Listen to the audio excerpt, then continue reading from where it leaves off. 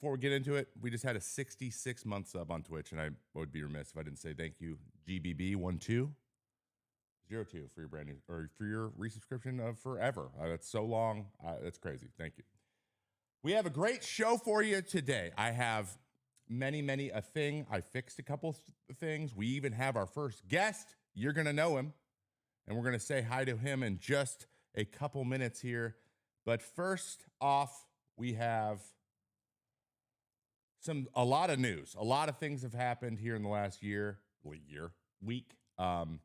Many of which are extensions. Many extensions in the first week of the season, something that we don't quite see at this, I feel like, rate. Kind of a lot going on all at the same time. It's almost as if, and it's not only the same team doing it, it's a bunch of different teams. So it's going to be interesting to see how it plays out, but we're going to go through them. I wanted to take some time here at the top of the show, talk a little bit about the young kids, the kids getting paid, the Young Buck extensions. We had 4 guys, one of which happened, I believe, yesterday or maybe early this morning. I'll be honest, I've been very busy, and I just knew that it happened. And there's 4 big ones, all guys that weren't quite free agents yet, or didn't already have a deal in place. And I want to talk to you about whether or not they are team friendly, or they are player friendly, or somewhere in between. There's very interesting, I think, elements happening here with these. So I just think it's time. It's time to talk about contracts. I mean, we got the CBA coming up, and I think that the market forces are going to change a little bit then too. So it's just something to pay attention to. But we shall see. I was asked to turn up my microphone, so there you go. I turned it up. All right, I can even move it a little bit closer. Hopefully that helps. Awesome. All right, let's get into it. First contract, we had San Diego Padres phenom Jackson Merrill. Jackson Merrill signs a 9-year, $135 million extension that begins next year. Not this year, next year, which actually changes my analysis just a little bit. But this guy was absolutely electric last year. He was huge for their team. He is a guy that we are mentioning within the big 3 of Bogarts, of Tatis, and of Manny Machado in the future for this organization. So he is going to be there for most of the next decade into what would have been his free agency years, and he's 21 years old. But is it a player-friendly or team-friendly? Well, it's about even. I'll be honest. This is a good deal, I think, for both sides. $135 million is not something to shake a stick at. I understand he is the middle of the field position player, aka the center fielder and the shortstop, sometimes second baseman. Shortstop, center fielder are usually the highest value defensive metrically, and also from a bat standpoint, you want a lot of production out of those 2 positions. So he went from he played shortstop, went to center field, picked it up immediately because of course he did, and did an amazing job. So this deal, let me break it down for you because it starts next year. He is going to have 5 years of free agency bought out. He is 21 years old, so he'll become a free agent again at 30. The reason this is even is kind of come from both directions. One, it's a $15 million advanced annual value, so AAV. That is solid. Like, a really good center fielder will get upwards of 25.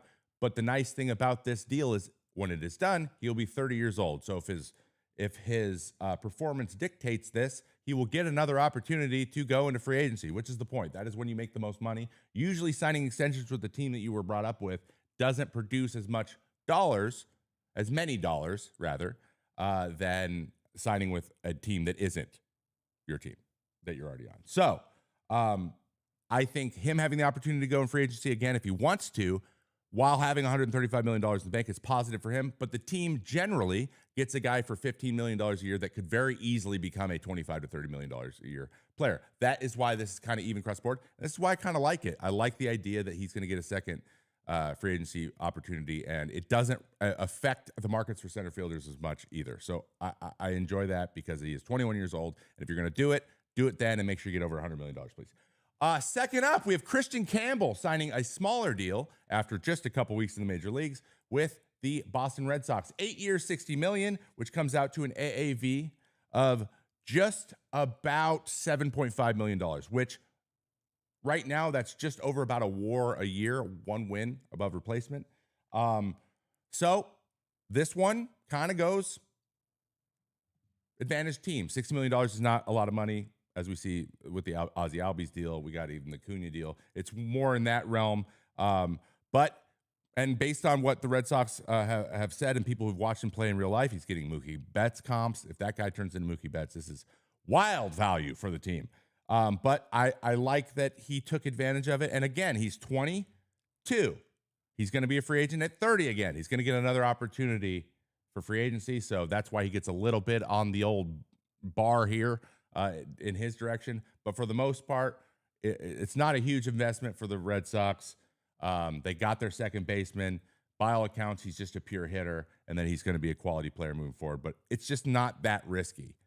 It's just not that risky. So I like that for him. And it only buys out 2 years of his free agency because he's barely got any time in the big leagues.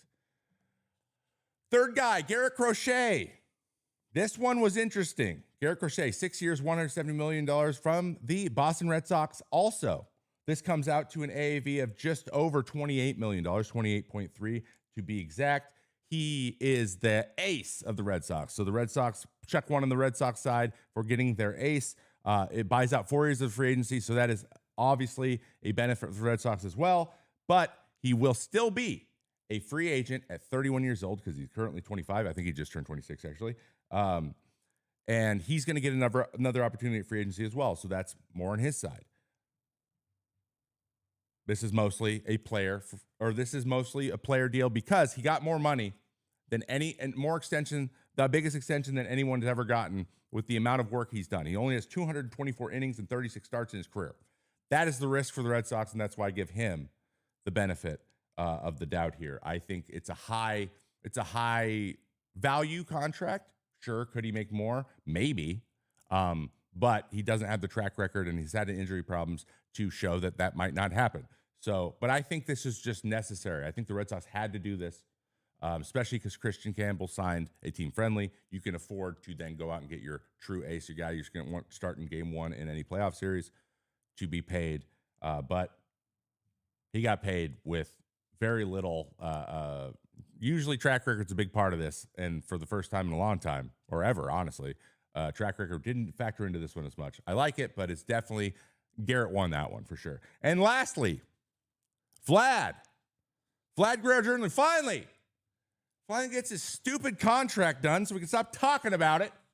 14 years, $500 million. This one will not be seeing another free agency most of the time. I hear you, Isaiah. This Vladdy signing is restored to hope and life. They get their centerpiece of their franchise, but this is definitely a player W.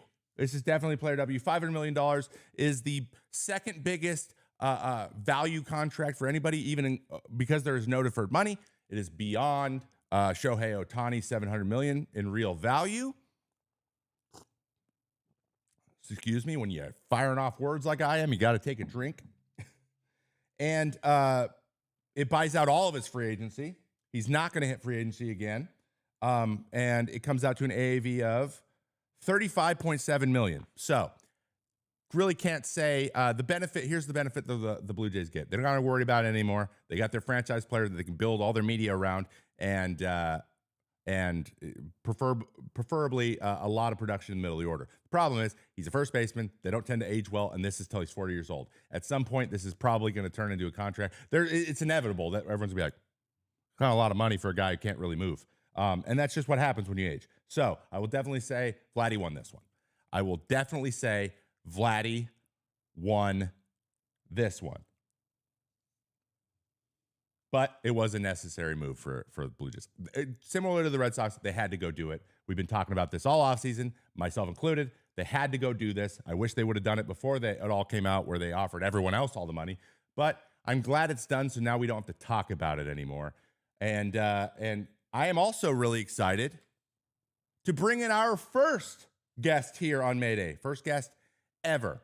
First time we've ever tried this little apparatus we're going to do, so cross your fingers, everyone at home.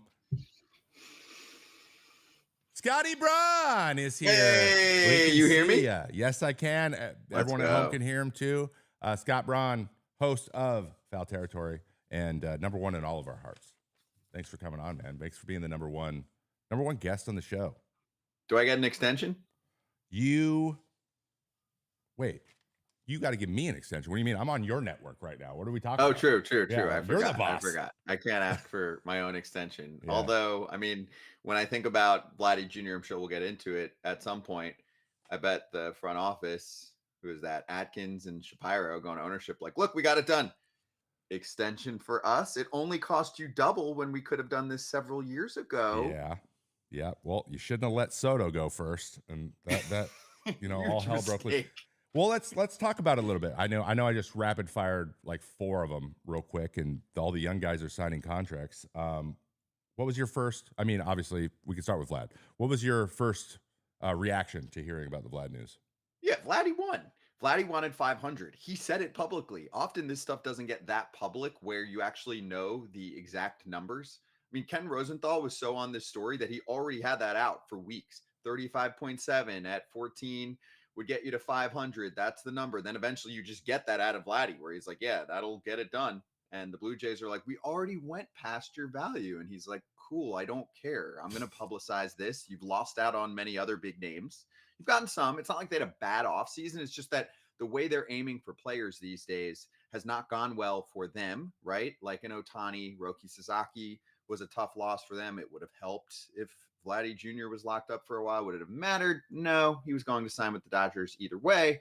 But they also went after Juan Soto. And as far as we heard, they didn't go past the 700 mark. So you weren't even close. And you're showing that you're going to spend that much money on a player. Vladdy's sitting there like, oh, hey, I'm Canada's baseball son, and I'm a star, and I'm young, and you're going to let me get to free agency? No way. So I think that he just had him.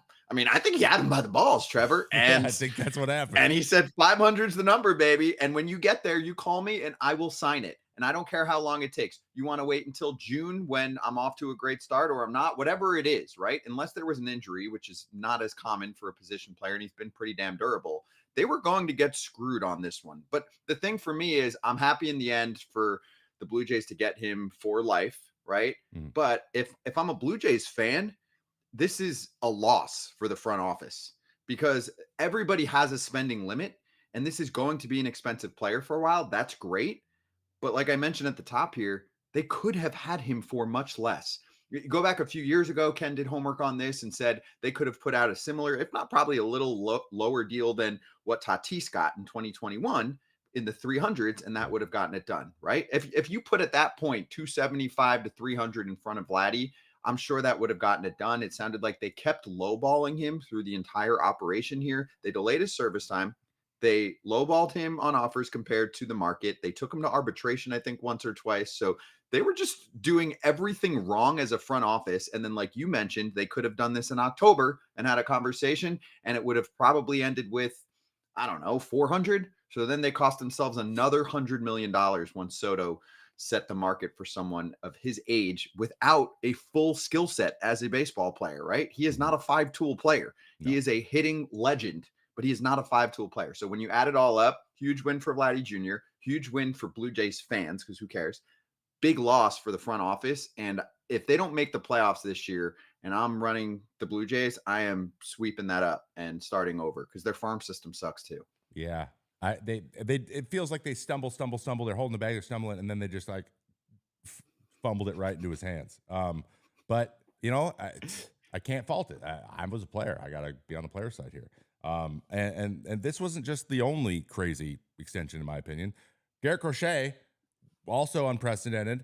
And then contrast that with Christian Campbell a little bit because the same team. They go two very different kind of players in terms of like length of time and also dollar amounts. So how'd you feel about the Crochet and the Christian Campbell signings? I thought Crochet did really well. Remember last year, he was getting criticized for not wanting to get moved to a team that's going to throw him in the bullpen or just mess around with him in general. I don't blame him. I mean, you can give us the pitcher perspective on this, but he had been hurt. He's on a White Sox team that does not have a great reputation for a lot of things right now as far as player development. And then you're going to ask him to move teams and get on a different plan during his breakout season when he hasn't really gotten paid much yet? No thanks. So I thought good for you for standing up for yourself. He ends up getting the trade to a destination like this. And I don't really feel like there was much of a discount here. And he had 2 years still left of team control if we're including this year. So I thought him and his team did really well on that front. I know you mentioned he set some records.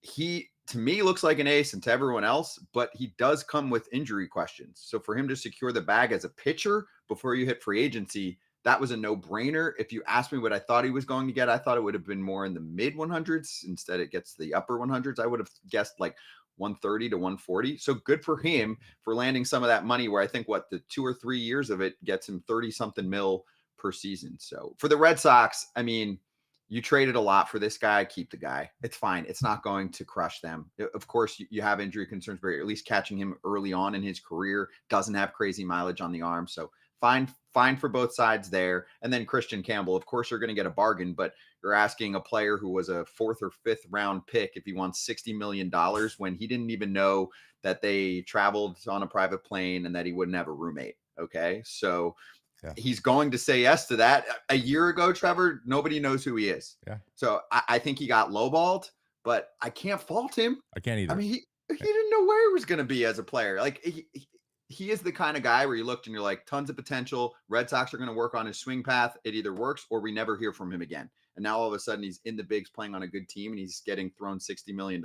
Who doesn't take that?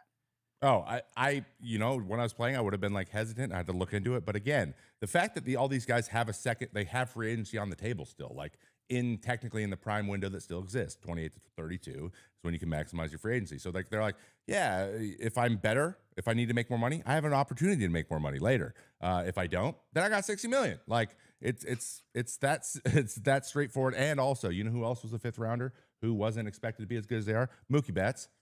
So there's a lot of that. There's a lot of that comp. They're like, we just don't want to mess this up. Maybe they're getting a little bit of like, we don't mess up the Mookie Betts thing again either. Okay, last one really quickly. Jackson Merrill, how do you feel about that one? So I'm going to tie Campbell and Merrill together because I spoke to a couple agents behind the scenes. And like, oh, I mean, terrible job for Merrill and for Campbell. They left so much money on the table. The whole first big contract thing applies here. So I don't know really what to say, right? Again, with Jackson Merrill, loves the team, wants to win on this team. He said he's going to give them a little room for spending power. Like, okay. I mean, that's a great thing to say. He's a star. He's playing center field. That position actually usually doesn't age well getting deep into your 30s based on how much of a toll it takes. So I don't fault him for doing this. I don't fault him or his reps for getting this done either, because I think if he's so damn good, they'll keep adding an extension or two on top of what he's doing, right? He screams Padres player for life in my mind. Ken Rosenthal, I'm bringing him up again, said maybe $100 to $200 million left on the table, but you would have had to go deep into the arbitration process and then, eventually get yourself to free agency. So yeah, generally with these, it's hard not to look at them as wins for both sides. The only thing with Merrill is I think he doesn't get to free agency until 32, if he even gets there. At that point, how many teams are investing major long-term dollars in a 32-year-old center fielder? I don't care who you are.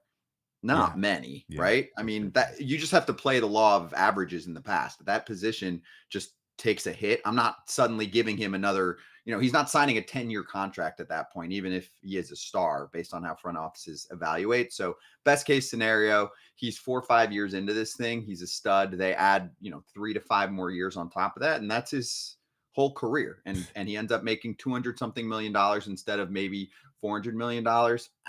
I mean, whatever. He could also run into a wall and it could end his career. And now he's got the security. So, I mean, you tell me, do you ever look at these and go, oh man, player got robbed. It's his first millions. He got robbed. Like, what are you supposed to do? Yeah. I having never been offered anything remotely close to this, even before it was my time to negotiate it, I can't say that I wouldn't be like, yep, I will. Even as a starting pitcher, right? I just feel like if anything over $100 million, it's just like you can go from making over 100, or you can go to making like 20. If it doesn't work out, you're gonna make way less than that. It's not gonna be like close. It's gonna be way less if you try to go through the system. And say your 4th year, some break your leg and it never heals right, and then you're done. You made 15 million. Like you got to take 135. Yeah. Christian Campbell, that type of thing, when it's a less than 10 and you're a position player, less than 10 AAV, that's when you think long and hard about it. But like if you have 15, if you get 15 guaranteed for 9 years every year, it just like the difference, you get diminishing returns after that. And also, like you said, he's going to hit free agency again. So he has an opportunity to correct if things are drastically different, but they're not going to be, because he's also not going to be moving out of center field. I don't hate it. And also when they sign this early, it doesn't affect markets as much as people think it does either. And that's what I always think about. I'm like, are you ruining markets for the future? And these guys are so young that they're kind of in their own category. But so, okay. And the last question I have before I let you go, if you had to make a prediction of these 4, which one of these do you think is most likely to have both sides benefit? Like, which one's going to work out the best for both sides? Ooh, good question. I'll go Merrill. On this one because I think that it's in the right price range that, like I mentioned, he's going to get the extensions on top of it. And I'm just surprised that teams don't do this more in general. They don't grab a player who, now Merrill is a prime example, already give you a star, if not superstar, first season, first week. He looks like the same guy already. Not that I think that really mattered. I'm sure they had been talking about this for a minute, but the Merrill one for me, because you're catching a center fielder, not even entering his prime years, but you're going to get basically all of the prime years in this deal, unless he just falls off the face of the earth. And he's a position player. That to me looks like the biggest win. Vladdy's going to go deep into his career where you're going to get to the 38, 39 range, and who knows what he'll look like at that point. So the length, Crochet's a pitcher, arms are a ticking time bomb. I'm always going to trust a position player over a pitcher. And we just don't know Campbell enough as a player yet. So I think Merrill is the safe bet here. And I'll finish my statement with a question back to you.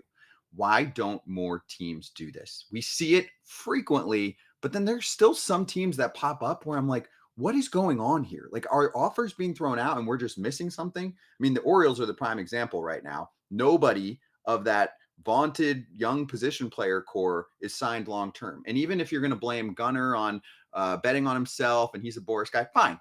But there's 4 or 5 other guys on that roster that could be extension worthy, and they have not signed any of them.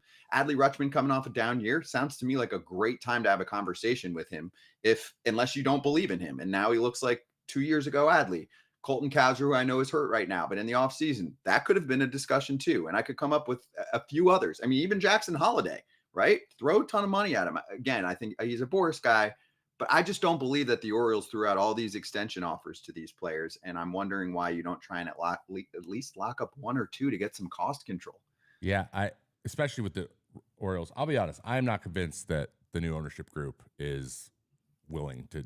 They haven't really shown me anything that they're willing to do more than the previous owner, the Angelos family was. Like, honestly, they bought it. Yeah, great. But like, they had opportunities, all kinds of sign free agents and all kinds of stuff this offseason. They're just not doing it. So maybe they're out there. Maybe they're just not taking them and they're getting like shut down by their agents. Maybe not. I think a lot of teams, though, are the last, I think, domino to fall in the development and projectability of their players is having the confidence to then sign them long term. And I think maybe this Crochet thing and this Christian Campbell thing might get a couple teams thinking about like teams like the Twins, right? Like you gotta, if Royce Lewis was healthy all the time, let's say he didn't have the injury problems he had, like he would have been a prime candidate to get something like this. But their offers are like 4 years, 20, right? Like, so like that's just not going to happen for a position player anymore. You're not going to get a Max Kepler deal or a Jorge Blanco deal anymore. So, but if you can project and you feel comfortable in your development and you're like, we know this guy's going to be good, even though he doesn't have a track record. I think teams are still really, really, really wanting to see track record before they make decisions like this. But I think more teams, like we saw the Red Sox, teams are going to start making more decisions based on their models and how they project these guys because they're confident in those. And we just might just be seeing that transition happening. More teams will probably follow. That's my guess. Mm-hmm. Yeah. All right. But Scott, thank you so much for joining the show, man. You were the first inaugural guest. So you can put that back there with that Emmy. I'll get you a plaque. Yeah, give me something. No extension, but you can get like a 3D printed plaque or something. We'll do that. Or a Mayday hat, something like that. Or a Mayday hat. Yeah, we got those. Mayday. Mayday.shop. Anyone who wants a Mayday hat. All right, guys. I'm a company man. Thanks, Trevor. Scott Braun joining the show, and we are going to continue on with some of the news, guys. Quickly hit these things because I got a lot of fun stuff to talk about in our main story. So, housekeeping really quick. Podcasts, 2 of them, Mayday and Cut on the Diamond, both brand new episodes come out every single week. This is this show in audio format. If you can't catch the show and you want to catch something on the road or you're on your way to work or whatever, pop that in. On Cut on the Diamond, I sit down, we tell stories. A new episode from Kendall Grayman is coming out this week on Wednesday. So sub to those shows, both of those shows, wherever you listen to podcasts, they're freaking everywhere. Also, join the Discord because I am going to be making my own theme music and I want your opinions. So we're going to be doing some voting. You got to be in the Discord to do it.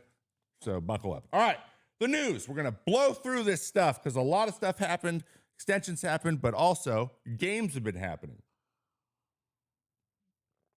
First up,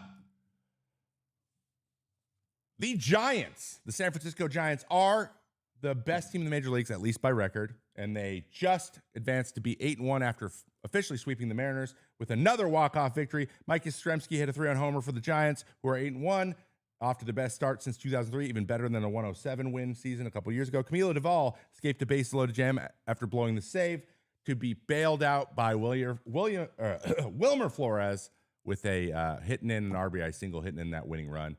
He has been a hero so far this year. He is leading that team in home runs. For a guy who they didn't know if he was going to be on the team to start spring training, he is leading them to victory. That's what I meant to say. Wow. Speaking of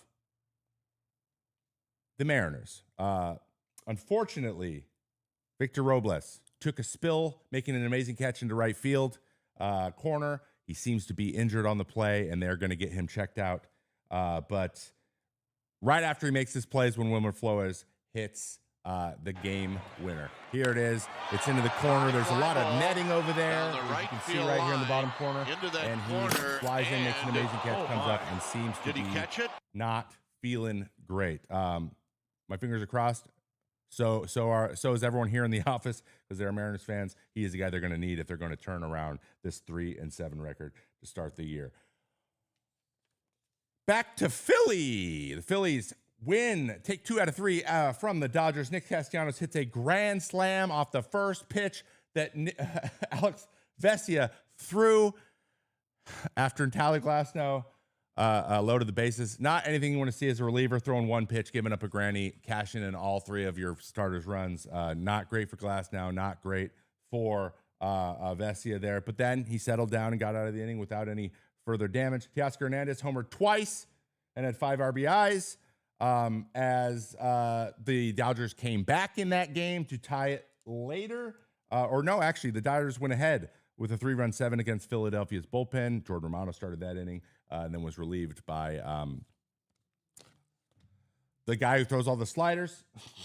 I can never remember his name because it's very, very hard to remember. Bryce Harper then led off the 7th with a line drive to center that absolutely tore Pajez into knots. I don't know if you guys saw it live, but I did. I was like, what just happened? Knuckleball, tough play. Andy Pajez did his best, but then Scott then scored later on Edmundo Sosa beat out a double play, or to avoid a double play, to win the game. And that inevitably ended up being the winning run in an 8-7 victory for the Philadelphia Phillies with the save by Jose Alvarado.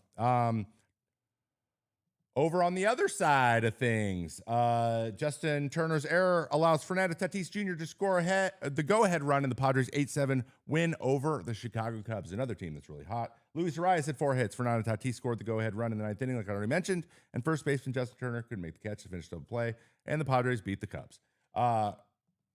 Red Sox, fresh off of signing their whole team to extensions, sweep a day-night doubleheader, capped off by a Sunday night baseball game against the Cardinals.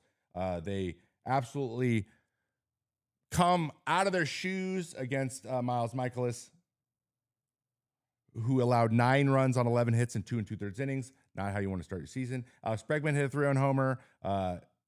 Career high with 6 RBIs. Still continues to rake in Fenway. Rafael Devers has gotten hot after striking out every single time for the first 5 days or so, and had 4 hits in the 18-7 win. in the first game, and they also won the second game 5-4. More bad news for the Dodgers. Blake Snell goes in the IL with some shoulder inflammation. Doesn't seem like a huge deal, but he's on the 15-day injured list. Fortunately, they have 500 starting pitchers, but losing a guy in a second start is nothing you want to see. It's backdated to Tuesday, so he's expected to miss about 2 starts. Hopefully, it's just a shoulder fatigue situation. The top Rockies prospect Chase Dollander found out he was getting called up by getting an email confirming his hotel in Denver, which is hilarious. This stuff happens all the time.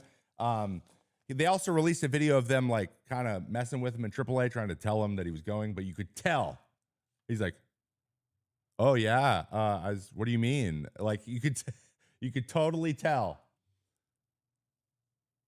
that he knew, and I loved it. I was like, he knows. He so knows.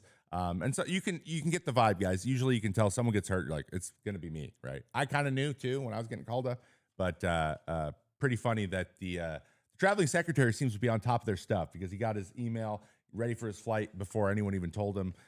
Sometimes people find out on Twitter. Sometimes people find out that they're fired on email. I would love to find out an email. If I'm going to find out anything, I want to know that I'm going to the big leagues. So, and also the guy looks good, even though, his first runs was a homer to J.J. Bleday, but ended up getting a win in his debut, which is also always a good thing. And finally, the Pittsburgh Pirates have agreed to return the Roberto Clemente sign up instead of whatever this advertisement is. Here's a quote from the Pirates president Travis Williams. He said, "We did not intend to disrespect the legacy of Roberto Clemente by adding an advertisement to the pad in right field. When we added the advertisement to the pad, it was an oversight not to keep the number 21 logo." You don't say. This is ultimately on me, not anyone else in the organization. It was an honest mistake. We'll be adding 21 logo back to the pad.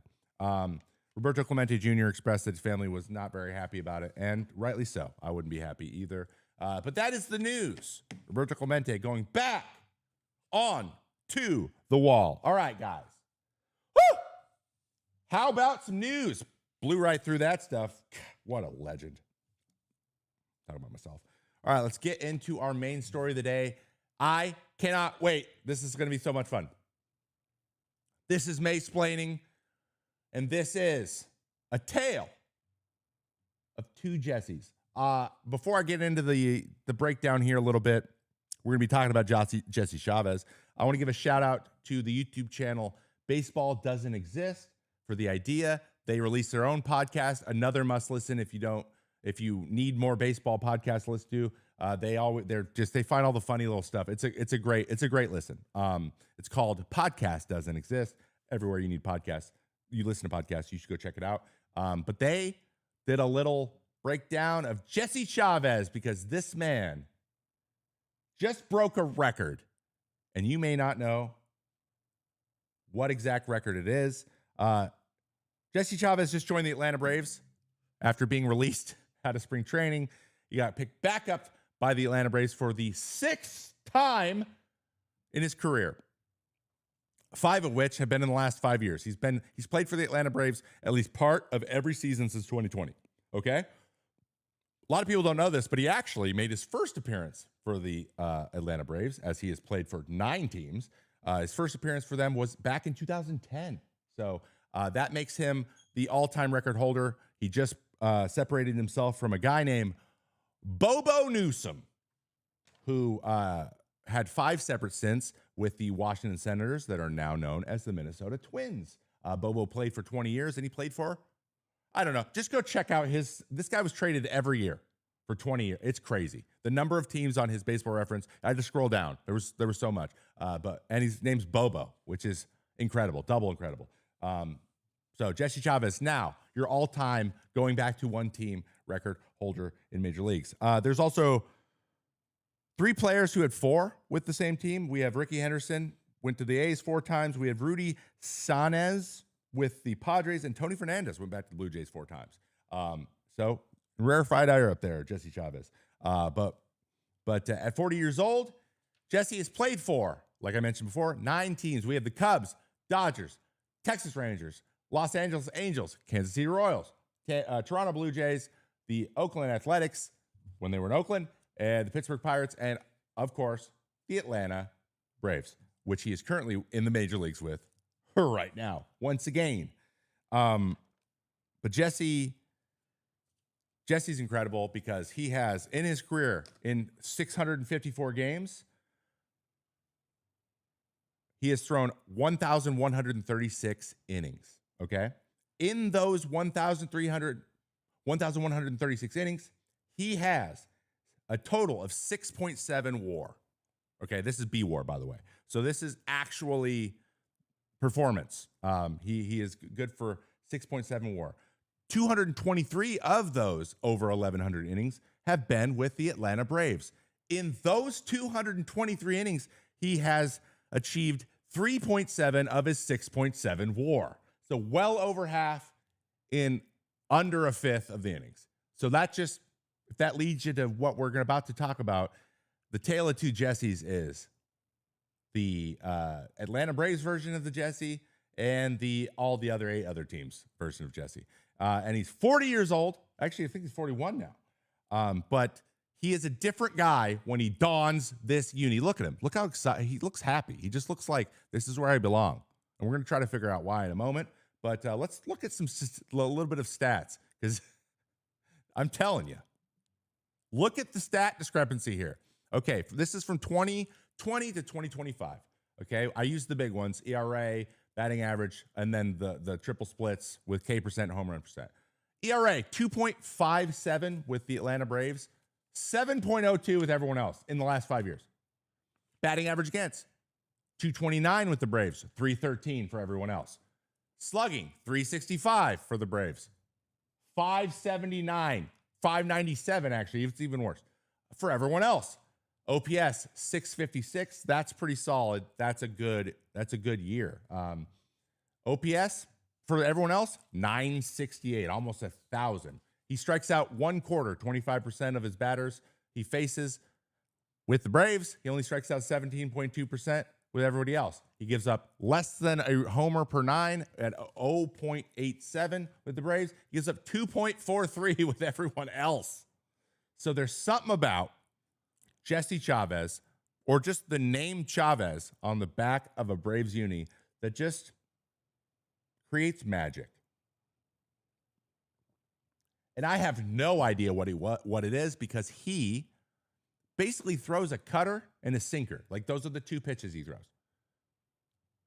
And he's got great command, and he's been doing it. He throws the ball over the plate. But, like, for some reason, when the ball's hit, it's in people's gloves, and it's also not hit as much when he's with the Braves. So some reasons why. Why is this happening? I can't wait to ask him someday. Hopefully I can have him on this show, or maybe another show that I'm on, because I'm on all of them. And I can figure out why he thinks it is. But I'm just going to guess. There's been a few things thrown out there, right? Maybe he's just got a really comfy bed. Maybe he stays in a hotel or has an apartment in Atlanta, and they gave him some cloud bed, and he's like, there's something about this bed. I'm just ready to play every day. That's something that I would notice. This is a reason I would give for why I'm playing well. Maybe there's just better snacks. Can't attest. Atlanta does have really good snacks. They have phenomenal food. I love the snacks there. I just crush snacks. So maybe it's snacks. I don't know. There's M&Ms here, some pretzels, some weird little crackers. I think those are weird little candy corns of different colors. I don't know.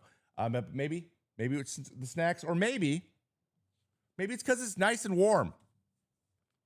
I believe Jesse is from Southern California. He likes the sun. He likes the warmth, and Atlanta has a lot of that. Though there is a lot more humidity, maybe there's something about the weather in Atlanta that makes Jesse Chavez happy.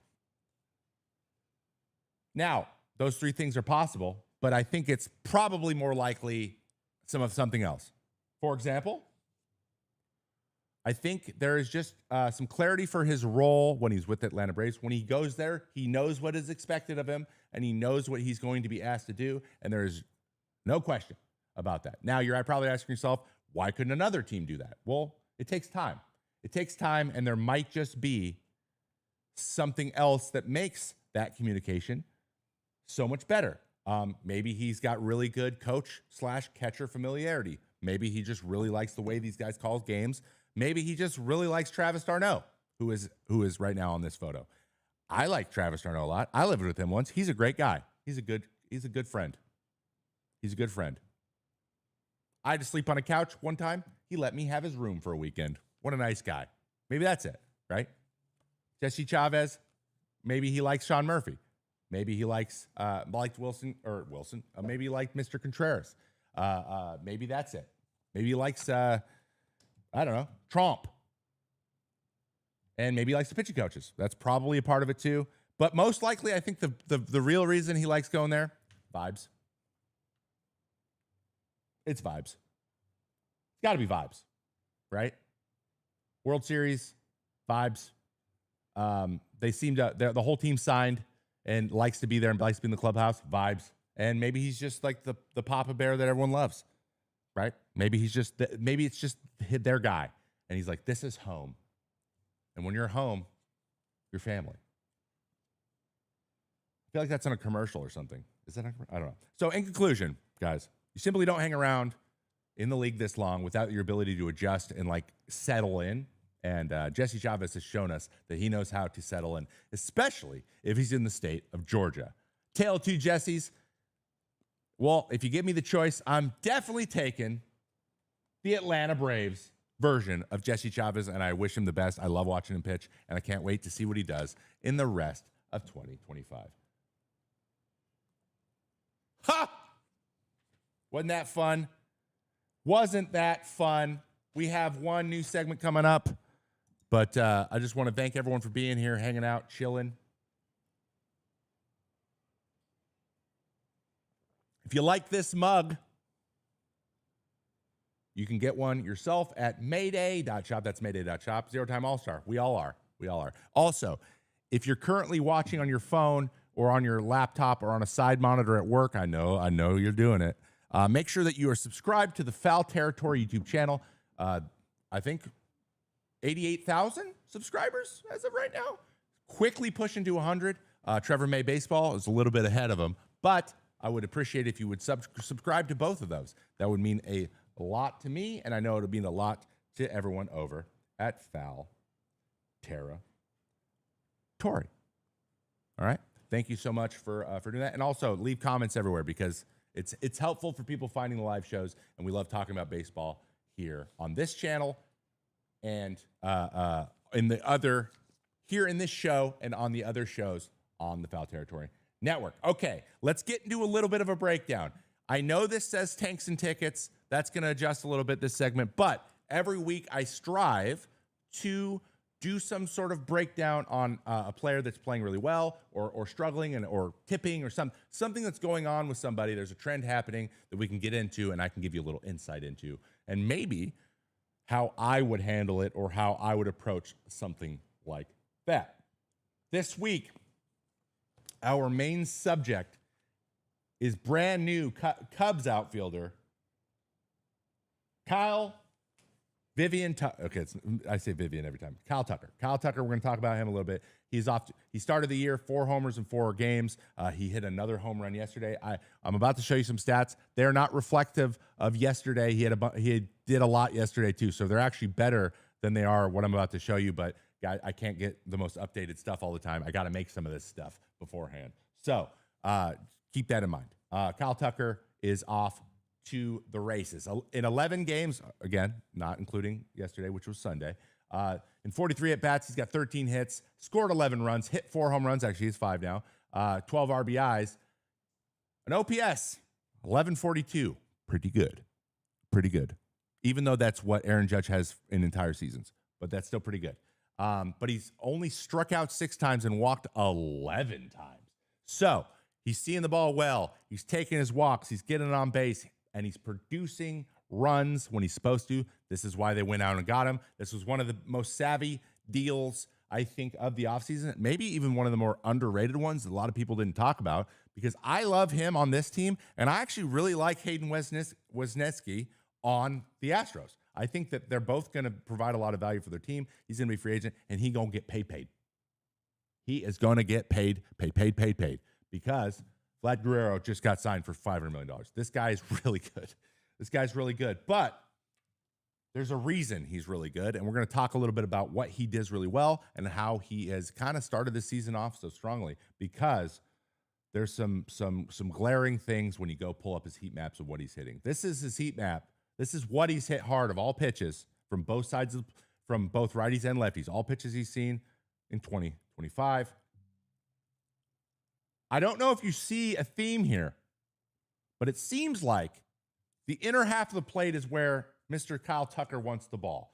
Just so you guys know, this is expected WOBA. Expected WOBA is basically, in a nutshell, expected WOBA explains where these locations are, their likelihood of producing a run. So there's going to be red on taken pitches as well. There's a very good chance it's going to be taken because that'll produce a walk, if that makes sense. So you're going to see a bunch of red way outside the box. That just means the likelihood that pitch is just taken for a ball, which then produces a walk, which then produces a run. So it's included in the heat, the hot side, the red side. But everything close to the zone is swings. And boy, oh boy, don't throw him in. And there is a couple times where they did throw him in. Actually, I have a great example here. I got some video for you to check out of the pitches he is hitting hard. This pitch right here, Gallen kind of got in on him, but tried to go in. That one stayed in. You're going to notice something about all of these. None of them kind of they're all mistakes, right? We're trying to go away. We're leaving it right down the middle. No bueno. Not enjoying that too much. This is all in the same series. Then we got Sacramento right down the middle, into the gap. You just can't throw the ball down the middle of this guy. So he is just taking advantage of mistakes that are getting made. Something that righties do a lot early in the season is pull stuff, arm side, what you're seeing here. A bunch of guys trying to get the ball away and yanking it because the front side is usually not on time very well when you start the season. So many homers for this man. Kyle Tucker is raking this year. Don't throw him in. That's going to be a theme, all right? So this is actually the last 600 ABs. So this isn't just flash in the pan this year. This is a pitch he crushes. This pitch. Don't throw it here. Don't throw pitches that go here. Just don't do that. Don't try it. He even hits him here. He can drop the barrel on stuff down and in. He is a left-handed hitter. This is something that is very common for left-handed hitters, being able to crush pitches that are in. And Belligerent just said in chat, he's not even rocking the torpedo bat. He'd be hitting these off the end. So this is 600 at bats. I like to use at least 600 at bats, basically a 1 year of at bats. Sometimes that is, I can get it in 1 year. Sometimes I got to go back a couple if they've been hurt, but this gives me enough of an idea. Basically, this tells me a little bit more about natural swing path too. This is a pitch they get to no matter what. If they're going good or they're going bad, they're always hitting this pitch, always. So this is kind of slump proof. This is their natural ability to hit. Then you got to layer on, where are your pitches? What pitches do you throw that don't go there? That's how I would make decisions. I'd be like, if I want to get Kyle Tucker out, what pitches can I throw that will give me the best chance of not throwing it there? And that's kind of the mindset. So what I did was I went and I broke down how he hits each pitch type. So once I know kind of where the natural swing path is, which is definitely down and in, then I go see which pitches he hits and how he reacts to them moving there. And if things change, is he hitting only changeups over here? What is this? Is this fastballs? I want to know. So I go in here. This is the damage to on all of the pitches. I'm going to make it a little bigger for you. So FF is fastballs. So we have fastballs, we have breaking balls, and we have off speed. Off speed are changeups and splitters. Breaking balls are curveballs, sweepers, sliders. So generally, all down, right? This is middle of the plate, this is in, and this is fastballs in. So he can get to stuff away, but he can't get stuff way up. So he never hits anything really high, and he never hits breaking balls that are back doors. I don't throw a backdoor slider. Basically, I'm going to be honest right now. All this, not great for Trevor. Trevor is not in a good place if this is what I see, though. So basically, he handles the strike zone really well, too. So you got to get him to chase. Unfortunately, that is not something he does very much. He does chase below the zone. That is pretty much the only place he goes with you, which is really common for left-handed hitters that hit the bottom of the zone and hit the ball down really well.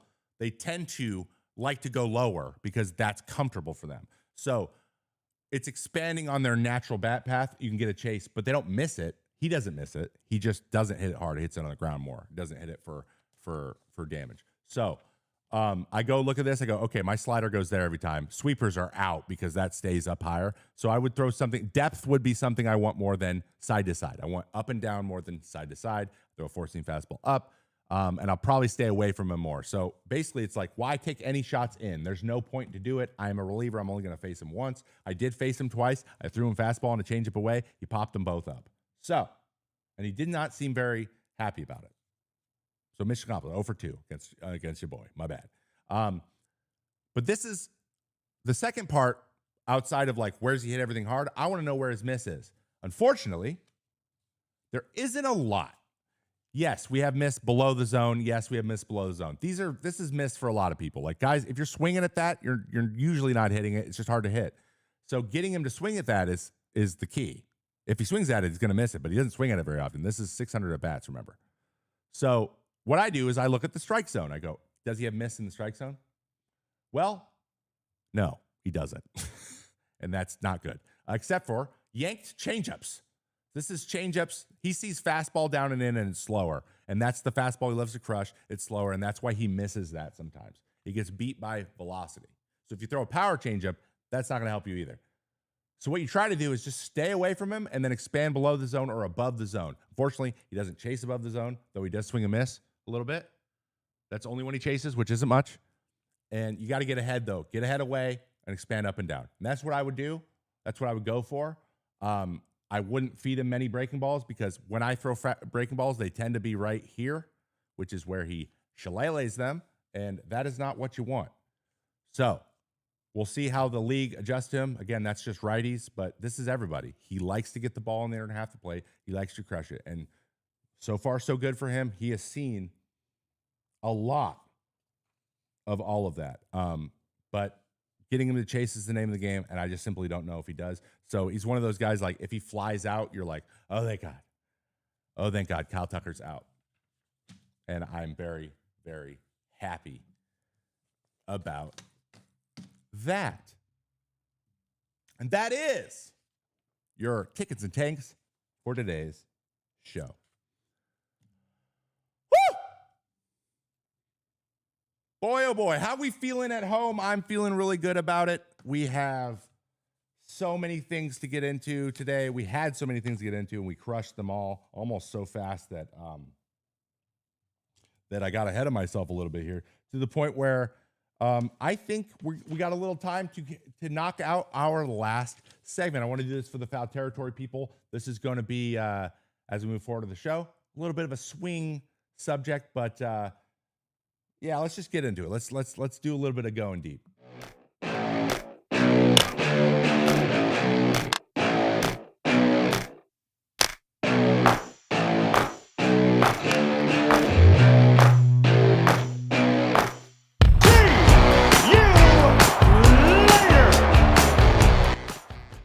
All right, today's Going Deep. There was a phenomenal article on The Athletic. Please go subscribe to The Athletic if you haven't yet. I'm not going to read everything from this article, but it was an interesting premise, and I'm going to quickly go through some of my favorite parts of it.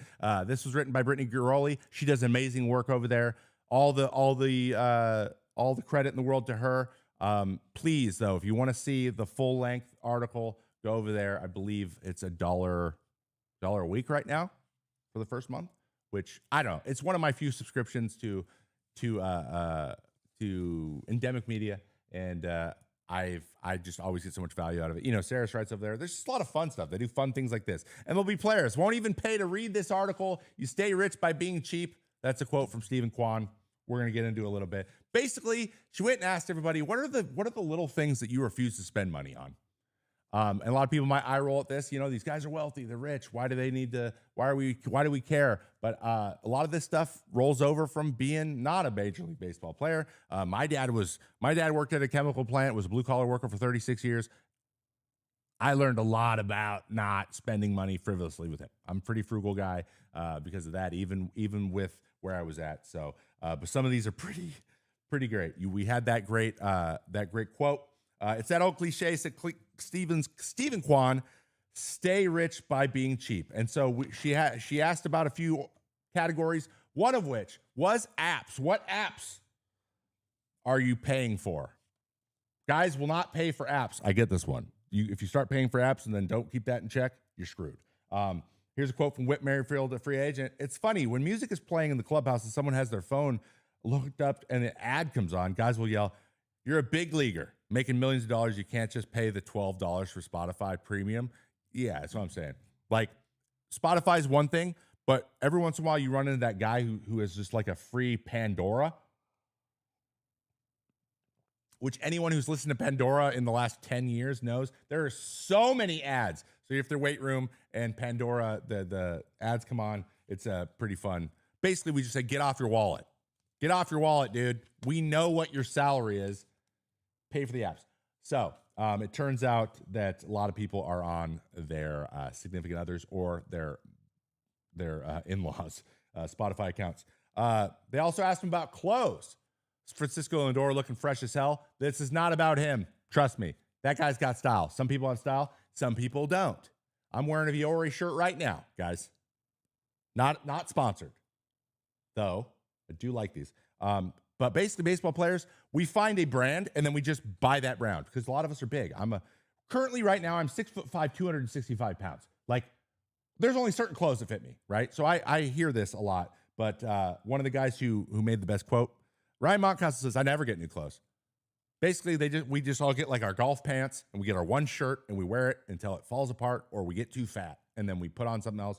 So these guys don't buy clothes. Francisco does, but mostly relievers don't buy clothes because we're too lazy. It's a convenience thing. Basically, if they had clothes at the field for us, we'd wear those. And you're going to see a theme here. There's a lot of convenience things. Also, they were asked about delivery or shipping. Like, would they rather go buy stuff or would they rather get it delivered? Seth Lugo, my ex-teammate, said, "I hate paying for shipping and delivery. Go get it yourself. I'm not ordering stuff to get delivered." Yeah, I know, Seth. I know. We know. He's a stubborn guy. He's one of the most stubborn people I've ever met. But some people just don't want to get delivered. But at the same time, that's kind of a good habit. So I'm not too mad at it. Sometimes cars are where you're into. When guys are into cars, they're into cars, right? Vance Worley was a guy I played with. Cars. Cars were his thing. Didn't spend money on much other things, but he did buy cars. He loved cars. Another Birdsong from the Giants says, I've got a 2015 Ford Fusion. Maybe I'll get a Prius next. That guy does not care about cars, though I don't know if he could fit in a Prius. That guy's pretty tall. I'm another guy. I don't really care about cars. I'll get a car every 5 or 6, 7, 8 years, maybe, because I can't. But if it starts to smell weird and gets a lot of miles on it, then I'm good. But as long as it works well, I'm set for the most part. And I think most people like that. Our friend Jesse Chavez mentioned groceries. What the hell's going on with groceries? He said, "I'm also a big stickler at the grocery store. Where did this bill come from?" Facts. I think everyone can attest to that one. Some guys just don't get groceries. But again, we're not used to it. All our food's at the field. We don't buy groceries. The off season's jarring. We have to do a bunch of stuff for ourselves. We're children. And then the last one is paywalls for articles, which hence the name of the article that Britt wrote.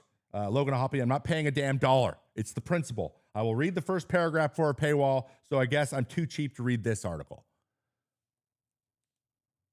True. It's the principle of the thing. Direct quote, Zach Greinke. But why? Why do people do this? Why is this such a big deal? Well, why? Because mostly we pick our spots. For me, for example, there is no amount of money I won't pay to get a first-class flight. That's the one thing I'm like, I'm about to ruin everyone's day, including mine, if I sit in between two people in coach. It's not bouginess. It's I'm 6'5", 265 pounds, and everyone's miserable when I'm in a plane with them. Like, it's just the way that it is. That's the one thing I'm like, I know I'm going to be miserable. I also get motion sick very easy and I have to drink. I hate flying for that reason. So that's my thing. Like that's my like. There is no amount of money. Also, my family has a rule where we can buy as many books as we want. If I want a book, I can buy it. I can go to a bookstore and buy 58 books if I want. Like infinite money for books. I know that's kind of a nerdy thing, but like I just feel like that's a good thing to do. So everyone's got their stuff. I like buying computer stuff. I don't buy cars. So everyone's got their things. Also, a lot of people came from blue collar backgrounds like me. And their parents instilled this into us. And you're told from the moment you sign, don't lose all your money, idiot. And so a lot of guys are maybe a little bit too keyed up on that. And I think generally these are good habits, but I just thought it was interesting. And I don't think anyone really cares about why people aren't spending money. But everyone's got their things. And I just think it's hilarious that we all give each other crap. It's one thing that you got to talk openly about in a clubhouse is money. Guys give each other crap all the time. Like I once asked Francis Lindor if I could just borrow $1 million. He said no, but I went for it because if you don't shoot your shot, you'll never, ever make it. All right. Thank you guys so much for being here on Foul Territory. We're going to enter our hour 2 over on the Trevor May Baseball channel. So I will see you in just a moment. I'm going to go refill my water, but I will see you in 2 minutes. Trevor May Baseball. As always, drink your water, watch your baseball, and enjoy yourself, and be easy. All right, I'll see you. I'll see you over there in a couple minutes. Okay.